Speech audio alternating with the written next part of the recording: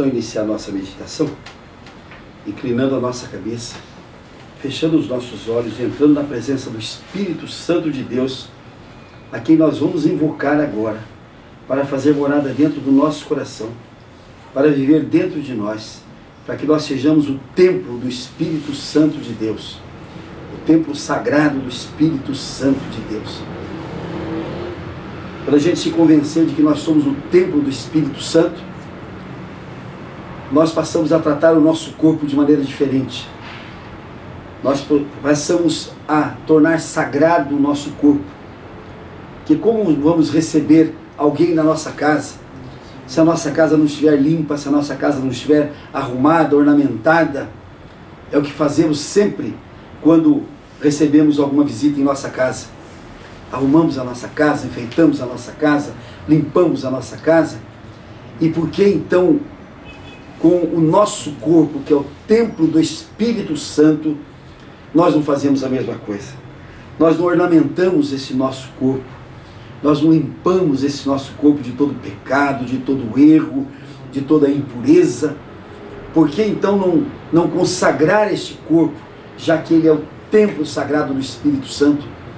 E por que a gente admitir nesse corpo as doenças, as dores, as enfermidades, que são obras malignas, que são obras de Satanás? Por que admitir isso no nosso corpo? Se nós temos o poder de nos curar, se nós temos o poder de afastar essas dores, doenças e enfermidades, por que nós não apresentamos o nosso corpo então ao Espírito Santo? Um corpo sadio, um corpo forte, um corpo limpo, um corpo sem nenhuma doença, sem nenhuma dor, sem nenhuma enfermidade? Porque a fé nos deve levar a purificar o nosso corpo, já que nós somos templo do Espírito Santo. Abramos o nosso coração para que ali seja feita a morada do Espírito Santo, para que nós tenhamos a presença do Espírito Santo em nossa vida, para nos iluminar, para nos orientar, para nos dar o discernimento, para nos dar a sabedoria, para fazer com que nós tenhamos atitudes corretas, atitudes certas, atitudes segundo a vontade do Senhor Deus. Por isso, ó Espírito Santo de Deus, nós entregamos o nosso corpo a Ti e pedimos que Tu habites dentro de nós para nos ensinar todas as coisas e para que nós tenhamos, com certeza, o caminho correto para nós andarmos na vida de Cristo. E os que creem digam assim seja. Amém. Amém. Todos digam comigo: Senhor Jesus, Senhor Jesus, nós declaramos que estamos reunidos em Teu nome. Vem cumprir a Tua promessa. Vem estar conosco. Sintamos agora a presença do Senhor Jesus. Sintamos a presença dEle no nosso coração, junto conosco. Sintamos a presença do Senhor Jesus agora. E uma vez que nós estamos sentindo a presença de Jesus real, corpo, sangue, alma e divindade, sintamos essa presença ao nosso lado para nos dar força, para nos acudir, para nos orientar, para nos socorrer nos momentos de dificuldade. Sintamos essa presença agora e aproveitemos a presença do Senhor Jesus para confessar a Ele os nossos pecados. Todos digam comigo: Senhor Jesus, nós confessamos todos os nossos pecados, os nossos erros, as nossas transgressões, tudo que fizemos de errado, e nos arrependemos e te pedimos perdão, Senhor Jesus, para a honra e glória do Teu nome. A Sagrada Escritura diz que enquanto a gente esconde os pecados, enquanto a gente não confessa, os nossos ossos apodrecem, a doença toma conta de nós e a nossa vida fica uma vidinha completamente chula. Quando a gente confessa os pecados, quando a gente se arrepende e quando a gente pede perdão, Jesus perdoa e a nossa vida passa a ser outra vida, vida de energia, vida de força, vida de vitória, vida de saúde, vida de glória. Digamos agora ao Senhor Jesus: Senhor Jesus, nós declaramos que Tu és o nosso único Senhor, Tu és o nosso Deus, Tu és o nosso Salvador, Tu és o Filho de Deus vivo. Neste momento em que a gente reconhece Jesus como Filho de Deus, nós nos tornamos também filhos de Deus. É a mais importante qualidade que nós podemos ter, a qualificação de filhos de Deus. Podemos dizer que o nosso Pai Celestial é o Todo-Poderoso, Criador e Senhor de todas as coisas, que nos amou de tal forma que mandou o seu Filho Jesus para, morrendo na cruz, derramando o seu sangue por nós, Ele nos livrar de todos os pecados. Este é o amor de nosso Pai. O mais importante é que tudo que é dele, o Pai, é nosso. A saúde, a força, a vitória, a prosperidade, tudo que é de Deus é nosso, porque tudo que é do nosso Pai é nosso. Então tenhamos esta fé, creamos nisso, para que a gente possa viver uma vida completamente diferente daquela que temos vivido. Vidinha onde falta fé, vidinha onde falta confiança na palavra de Deus, vidinha onde falta a presença de Cristo e de Deus na nossa vida, vidinha em que nós mais sofremos do que nos alegramos, vidinha que faz com que a gente passe a nossa vida totalmente agredido pela ação do demônio.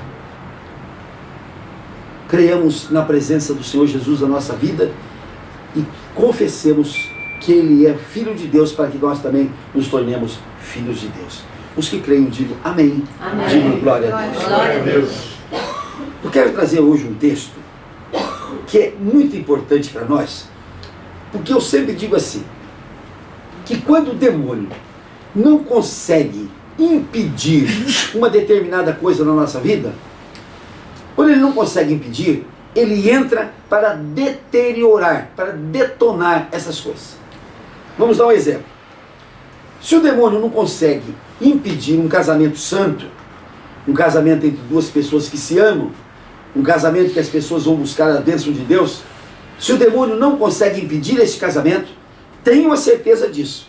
Ele entra primeiro na casa, para poder detonar esse casamento, para poder destruir esse casamento, para poder derrogar essa felicidade, para poder fazer com que cada um vá para o seu lugar, cada um para o seu lado, para poder fazer com que os filhos desse casamento sejam infelizes. E esta é a ação do demônio. Quando ele não pode impedir um ato de dedicação a Deus, ele entra e detona, ele entra e destrói, ele entra e deteriora. Nós estamos vendo isso agora na igreja evangélica. A igreja evangélica, que é uma purificação da igreja católica, ou seja, a igreja católica desviada dos princípios de Deus, desviada das normas de Deus, desviada da Escritura Sagrada, desviada da intenção de Deus, a ponto de estar na Escritura Sagrada que Cristo é a cabeça da igreja. A igreja católica decreta que a cabeça da igreja é o Papa. Então destronam Cristo, tiram Cristo do seu lugar, degolam a igreja, que a cabeça é Cristo, para colocar no lugar desta cabeça de Cristo degolada, colocar a cabeça do Papa. Então vejam bem a que ponto chega a igreja católica. Ela transmuda quando a nossa Escritura Sagrada nos mostra que toda atitude espiritual tem de vir de dentro para fora, ou seja, eu primeiro tenho de colocar dentro de mim o Espírito Santo, e a partir daqui eu vou passando para uma vida diferente, a partir de dentro para fora.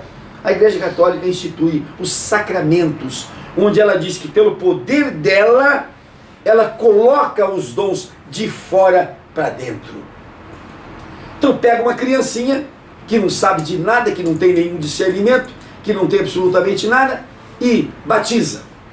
Mas isso é uma ideia política, porque a partir daquele batismo ela conta aquela pessoa como católica. Mas aonde está a concordância daquela pessoa? Onde está o sim daquela pessoa? Estou falando para muita gente que foi batizada quando criança. E eu vou perguntar a todos que foram batizados como criança, vocês consentiram nisso? Vocês disseram sim? Foi o que disse meu velho pai, depois que eu fiz um sermão desse. Ele disse para mim: mas Francisco, E as testemunhas que foram no meu batismo, elas não podiam dizer sim em meu lugar? Gente, no mundo espiritual, o sim é pessoal. O sim é exclusivo. O não é pessoal, o não é exclusivo. Só vale o não dito por mim, só vale o sim dito por mim e por mais ninguém. Então muita gente não foi batizada. Aí ela passa o segundo passo. Ela diz que a crisma é um ato de fora para dentro. Ou seja, quando o bispo põe óleo na minha testa e me dá um tapinha na cara. Gente, que maneira esdrúxula de se receber o Espírito Santo. Que maneira esquisita. E é nessa maneira esquisita agora que eu vou entrar numa coisa que esquisitamente a igreja evangélica também está adotando. Aí a igreja católica vai para frente e diz que tu és sacerdote in eterno, segundo ordine Melquisedeque. Então o padre é sagrado eternamente, de dentro para fora. Aliás, de fora para dentro. Não interessa o que tem dentro dele. Interessa que ele é sagrado. Numa cidade de Minas Gerais agora, um padre com quem eu altercava muito, com quem eu brigava muito, agora largou a batina, arrumou um companheiro, pegou o dinheiro da igreja e foi embora. Por quê? Porque não houve uma sagração interna, interior dele. Houve uma imposição de mãos de fora para dentro. E por aí vai. Quer dizer, o sacramento não é nada mais do que uma imposição de fora para dentro, e isso não é espiritual. Pode ser até emotivo, mas não é espiritual. E agora na igreja evangélica, como o demônio viu que está difícil de segurar o povo que quer entrar na igreja evangélica, que quer ser evangélico, que quer receber as bênçãos de Deus através da Bíblia, o demônio vai lá e começou a detonar a igreja evangélica, deteriorar a igreja evangélica. E uma das formas que ele achou é através do chamado dom de língua, dom da língua. Transmudou tudo. Transmudou tudo. Porque se nós formos aqui no livro de Atos dos Apóstolos, onde aparece o dom de língua, nós vamos ver que os apóstolos, depois que saíram do cenáculo e que receberam o Espírito Santo, olha o que está escrito aqui. Ora, estavam habitando em Jerusalém judeus, homens piedosos, vindos de todas as nações debaixo do céu. Quando, pois, se fez ouvir aquela voz, afluiu a multidão, que se possuiu de perplexidade, porquanto cada um os ouvia falar na sua própria língua. Judeus de todas as nações. Quando Pedro começou a falar, e Pedro falou no judaico, ele não enrolou a língua, ele não falou pimba na gorduchinha, né, ripa na chulipa, ele não falou nada disso. Ele pregou a palavra de Deus e todo mundo ouviu na sua própria língua. Vejam bem, estavam, pois, atônitos e admiravam, dizendo: vede, não são porventura galileus todos esses que aí estão falando? E como ouvimos falar cada um em nossa própria língua materna? Somos partos, medos, elamitas, os naturais da Mesopotâmia, da Judéia, da Capadócia, do Ponto e da Ásia, da Frígia, da Panfília, do Egito e das regiões da Líbia, nas imediações de Cirene, e romanos que aqui resistem, tanto judeus como prosélitos, cretenses e arábicos. Como ouvimos falar em nossa própria língua as grandezas de Deus? Preste bem atenção. Como ouvimos falar na nossa própria língua as grandezas de Deus? Todos atônitos e perplexos interpelavam uns aos outros. O que quer dizer isso? Então o dom de língua, o dom que o Espírito Santo colocou nos fiéis, é o dom de língua, de falar uma língua existente, uma língua que todo mundo possa entender, possa ouvir, possa falar, uma língua que tem uma origem, é a língua de um povo qualquer, que é o dom do Espírito Santo. E esse dom vem de que forma? Por exemplo, vamos supor que eu seja agora enviado para a África, uma região da Nigéria, que eu nunca vi falar nigeriano. Deus pode me dar o dom de línguas. Deus chegar lá, o Espírito Santo deu de mim, e eu entender o que eles estão falando comigo, e eu falar para eles, e eles me entenderem. Isso é o dom de língua. O Espírito Santo não faz palhaçada. Presta atenção. O Espírito Santo não faz palhaçada. Tudo que o Espírito Santo faz tem um propósito. Tem um propósito. O Espírito Santo não brinca em serviço. Ele tem um propósito. Ele pode me fazer andar pelo mundo falando línguas daquele lugar, entendido por aquele lugar e falando aquela língua daquele lugar. Agora, o que o diabo fez na igreja evangélica? Botou na cabeça do crente que ele, enrolando a língua, de forma que ninguém entende, ele está falando outra língua. Ele está possuído do Espírito Santo. Então tem o Zé Mané, que não sabe falar língua nenhuma. Aí ele chega na frente do povo e começa, Marubaxá, Tacati, Digunaca, Digubaca, Digubaca, e pronto. Aí o povo diz, está cheio do Espírito Santo. Está cheio do cão, está cheio do Satanás, porque não é esta a função do Espírito Santo. Não é esta a função do Espírito Santo. E o mais interessante é o seguinte, pegue uma igreja e vocês vejam todos os fiéis falando a língua que o pastor costuma falar lá na frente. O que ele fala lá na frente passa para todo mundo e todo mundo começa a repetir aquilo, dizendo que isso é dom do Espírito Santo. E eu fui chamado a atenção por um teólogo. Cuidado com os teólogos, hein, gente? Cuidado. Os escribas e fariseus eram teólogos, eram os donos da Bíblia.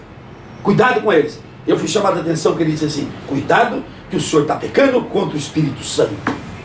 O senhor está afrontando o Espírito Santo e esse pecado é imperdoável. Eu não estou afrontando o Espírito Santo, não. Eu estou defendendo o Espírito Santo desta coisa que inventaram dizer que é a língua do Espírito Santo, que é o dom do Espírito Santo.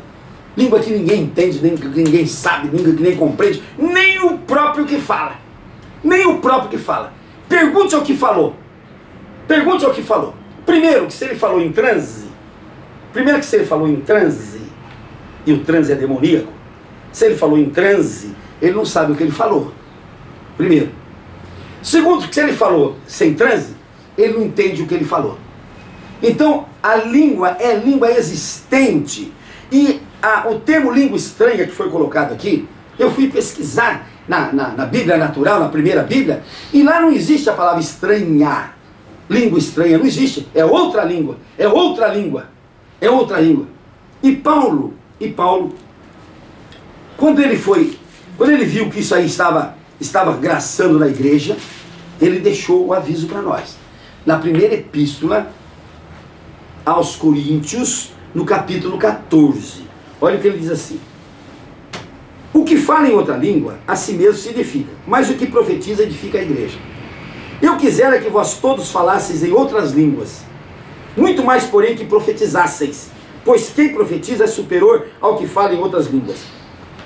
O profetizar de Paulo não é falar o futuro, porque falar o futuro é outra coisa demoníaca, é outra coisa do cão, é condenado pela Escritura Sagrada. Ninguém conhece o futuro, ninguém conhece o futuro. O passado, o diabo conhece. Então, o que acontece quando a gente vê as pessoas nas igrejas? Tem gente que vai lá e começa a falar o passado das pessoas. O Espírito Santo está me mostrando que... Eu vi um caso desse. O Espírito Santo está me mostrando que aquele carro que você está na porta, ele está com busca e apreensão porque você não pagou a prestação. Isso é coisa de Deus, gente? Deus vai botar o dedo no nariz de alguém dentro de uma igreja? Isso é coisa do cão para desmoralizar a pessoa? Agora, se eu disse inspiração do Espírito Santo, não é inspiração do Espírito Santo. O diabo conhece o passado, o diabo conhece as coisas que se foram. Ele conhece tudo. Aquilo que se foi, ele conhece. E toda pessoa que fica apontando o dedo dentro da igreja contra os outros é inspiração do cão, inspiração do diabo. Agora, o futuro é genérico. Eu peguei uma revista agora esses dias atrás, fiquei admirado. Uma moça que é ministra de louvor, pastora de louvor, há 30 anos, gente. Há 30 anos. Então ela evoca o começo dela. Quando ela teve um acidente, e acidentada, ela foi para a igreja, e lá uma senhora, isso tem muito na igreja, as senhoras sabichonas, que conhece o passado, que conhece o presente, que conhece o futuro, que profetiza, que ensina a coisa. Ela disse assim: vejo que Deus tem para você um propósito muito grande. Gente, isso está na Bíblia. Está na Bíblia. Deus tem um propósito para mim, para cada um de vocês aqui. Deus tem um propósito para cada um daqueles que estão me ouvindo. Nós é que não acudimos o propósito de Deus. Nós é que não seguimos o propósito de Deus. Mas Deus tem um propósito na vida de cada um de nós. Ele não botou a gente à toa aqui nesse mundo. Nós não caímos de paraquedas à toa nesse mundo, não. Nós temos um propósito feito por Deus na nossa vida. Nós é que não obedecemos o propósito de Deus. Nós é que não entendemos o propósito de Deus na nossa vida. Aí a profetisa diz: vejo que Deus tem para você um grande propósito em sua vida. E ele vai ser maior do que você pensa. Está na Bíblia, gente. Está na Bíblia. Que Deus tem para nós coisas que nós nem sequer pensamos, nem sequer imaginamos e nem sequer pedimos para Ele. Está na Bíblia. Então isso não tem nada de pessoal, não tem nada de inspiração do Espírito Santo, não. Porque está na Bíblia. Está na Bíblia. E ela tomou aquilo, né, na vida e disse: agora Deus tem um propósito para mim. Por que ela não foi buscar a inspiração na Bíblia? Por que ela não foi buscar a inspiração aqui para saber o propósito que Deus tinha para ela? E eu convido todos vocês para buscarem na Bíblia o propósito que Deus tem para cada um de nós. Tem muita gente dizendo assim: mas será que Deus tem um propósito para mim? Eu nasci de família pobre, de família humilde, meu pai é pobre, minha mãe é humilde, meu avô é pobre, meu avô é humilde, eu casei com um cara humilde, eu não tenho nada na minha vida, eu não tenho coisa nenhuma e Deus vai ter para mim um propósito? Quem sabe se você está nessa situação porque você não entendeu ainda o propósito de Deus na sua vida. Quem sabe se você está nessa situação porque você não compreendeu o destino de Deus para você. Porque você não compreendeu o que Deus tem para você. E tenham certeza de uma coisa: Deus, como Pai, Ele quer o melhor para nós. Eu costumo até falar uma frase errada para que ela seja gravada com mais precisão. Eu digo assim: Deus tem o mais melhor para nós. O mais melhor para nós. Estou falando errado para vocês guardarem o erro. O mais melhor Deus tem para nós. Por quê? Porque o propósito de Deus na nossa vida é o melhor para nós. É o melhor para a nossa vida. É o melhor que nós temos para viver. Então, as coisas que nós temos para tomar posse, não precisa de ninguém falar em outra língua, não precisa de ninguém falar em língua estranha, não precisa de ninguém chegar na cabeça da gente e começar a falar uma porção de coisa que ninguém entende. Eu sempre brinco que o primeiro homem que falou em línguas aqui no Brasil foi o Osmar Santos, né? Quando ele pimba na gorduchinha, né? Ripa na churipa. Só que essa língua todo mundo entendeu, né? Todo mundo entendeu essa língua que Osmar Santos falava no esporte. Aí Paulo diz assim, veja o que Paulo diz assim: quando você for falar em outra língua na igreja, você cuida de ter ao teu lado um intérprete. Um intérprete. Ninguém pode chegar na igreja e falar uma porção de marubaxá e não ter ao lado alguém que diga: sabe o que ele falou? E vai traduzir o que ele falou. Mas como vai traduzir o que ele falou se ele próprio não sabe o que ele falou? Essa situação que nós temos aí, nessa deturpação da igreja evangélica. Aí diz Paulo aqui: se não tiver o tradutor, fique em silêncio, fique quieto, não fale. Se não tiver o tradutor, não fale. Se não tiver quem traduz aquele enrolar de línguas, não fale. Não diga mais nada, não fale coisa nenhuma. Agora, a manifestação do Espírito Santo, gente, é uma coisa linda. O que é a manifestação do Espírito Santo? Olha o que é. É a palavra da sabedoria, a inspiração do Espírito Santo. É a palavra de conhecimento, a inspiração do Espírito Santo. É a fé, a inspiração do Espírito Santo. É o dom de curar, a inspiração do Espírito Santo. Esse camarada que está enrolando a língua e que diz que está cheio do Espírito Santo, por que ele não começa a curar os doentes? Ele não está cheio do Espírito Santo? Ou o enchimento do Espírito Santo dele é só para enrolar a língua, para falar uma porção de coisa que ninguém entende? Ora, se ele está cheio do Espírito Santo, vá curar as pessoas. Que o dom de curar é dom do Espírito Santo. Operação de milagres, profecia, discernimento de espírito. Distinguir o espírito quando é o espírito mau e quando é o espírito bom. e a capacidade de interpretar as línguas. Isto é coisa do Espírito Santo. Agora, vamos voltar aqui em Atos dos Apóstolos, para vocês verem uma forma ainda que o Satanás usa para deturpar a igreja evangélica. Está escrito aqui em Atos 2, no final, o último versículo 13. Outros, porém, zombando, diziam assim: estão embriagados. Então, as pessoas vão para a igreja evangélica, a falta de uma edificação interior, a falta de uma ligação direta com Deus no seu interior, dentro de si, eles passam a fazer atos externos, pensando que com isso estão ligados a Deus. E eles se baseiam nisso aqui. Os apóstolos pareciam bêbados. Então você vai na igreja evangélica e você vê gente, por exemplo, quando você começa a falar, de repente ela começa a bater o pé. Aí eu tenho vontade de ir, sabe por quê? Porque tem um artista português, e eu nunca tinha visto português louro, português sempre cabelo preto, mas é um artista bacana, eu gosto muito dele, não sei o nome dele, mas esqueci o nome dele. Roberto Leal. Roberto Leal. E ele tem uma musiquinha que eu acho que é coisa do Espírito Santo. Bate o pé, bate o pé, bate o pé, né? É isso.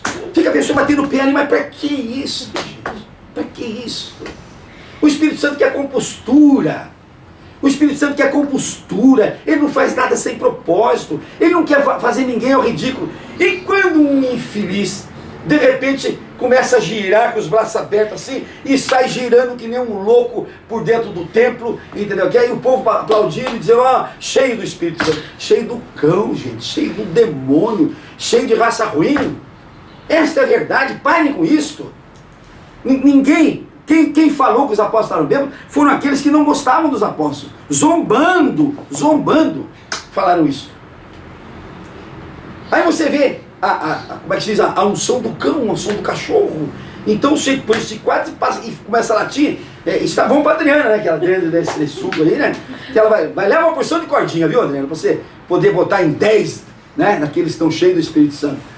Você tem de tocar o espírito mal desse povo, entendeu? Aí tem o outro que grita, trilha, né? Trilha, que é aquele trilhador que...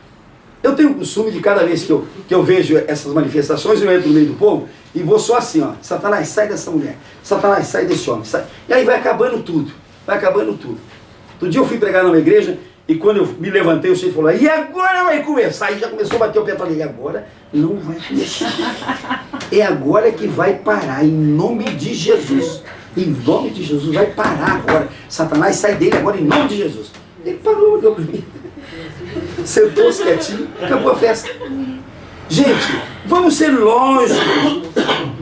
Preste atenção. Religião não se faz com emoção. Coisas espirituais não se faz com emoção. A emoção, ela não tem nada a ver com a espiritualidade. Quando a emoção entra, ela tira a espiritualidade. Então você vê gente, por exemplo, ouvindo a palavra de Deus, daquele show, chorando. Eu digo, meu Deus, essa lágrima está impedindo que a palavra entre lá dentro do coração. A emoção, gente, ela impede a espiritualidade. Ela corta a espiritualidade. Ela não deixa haver espiritualidade. A espiritualidade é uma coisa racional, é uma coisa da razão. Eu recebo o Espírito Santo porque eu creio no Espírito Santo, eu sei o que o Espírito Santo faz por mim, eu sei quais são os dons dele que está escrito na Bíblia e eu quero participar dessa força do Espírito Santo. Não é eu entrar numa roda de gente tudo alucinado, a maioria hipnotizados, e eu sei bem o que é hipnose, porque na minha juventude eu fiz muita hipnose, de 300, 400, 500 pessoas, numa praça pública, fazendo orquestra, fazendo gente subir em poste, fazendo gente deitar no chão, fazendo gente latir como cachorro, fazendo gente miar como gato, fazendo gente de tábua para os gordos sentar em cima. Quer dizer, eu fiz isso tudo, e eu sei que a hipnose eu parei porque ela não é de Deus, ela não é coisa de Deus, é o domínio da mente, pelo cão. Então, gente, é preciso tomar muito cuidado, porque o que nós temos de fazer dentro da igreja é uma postura espiritual diante de Deus. partindo do nosso interior para Ele. Esta é a posição que nós temos de ter dentro da igreja. E não a postura emocional, que assim que termina o culto, acabou a postura emocional. Esses dias eu fui numa igreja e estava lá um cantor maravilhoso. Uma voz maravilhosa, uma voz maravilhosa. E numa cadeira de rodas. E ele canta e chora, canta e chora. Eu digo, você precisa, meu filho, receber o Espírito Santo dentro de você. Não adianta o externo, não adianta o seu cântico, não adianta a sua forma de cantar. Você tem de fazer brotar dentro de você esse Espírito Santo. Mas eu faço. Mas se você fizer, você não estava na cadeira de rodas. Mas como é que eu vou fazer? Ué, você quer sair daí ou você quer ficar aí? Não, eu quero sair daqui. Então você se levanta dessa cadeira em nome de Jesus. E todo mundo viu.